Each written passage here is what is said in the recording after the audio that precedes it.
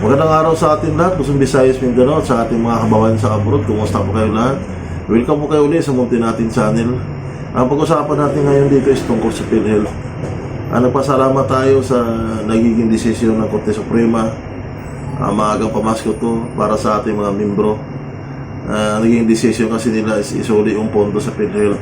Ito naman talaga ang nararapat kasi hindi naman talaga ito dapat pakialaman. Mga kinaukulan naman, sana naman hindi na maulit ng ganito. Kasi nga, kung sumubra man ang pondo ng mga membro, dapat ibalik ito sa mga membro sa pamamagitan ng magandang serbisyo.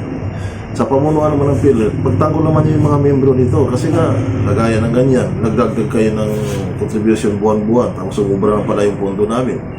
Dito rin namin maisip na kaya kayo nagdagdag para sumubra. Ang ano naman dito, wala naman tayong problema kasi nga wala tayong magagawa. Kung anong gawin niyo, talagang yun ang masusunod. So, pakiusap naman dito na sana hindi na maulit.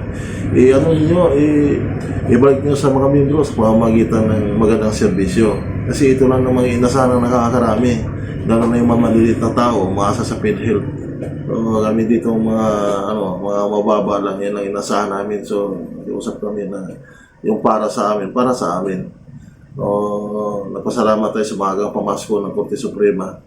Mga kinukulan, sana hindi na maulit ng ganito. Ganong paraan naman na makatulong man lang sa aming mahirap. Maraming salamat at mabuhay po tayo na. God bless.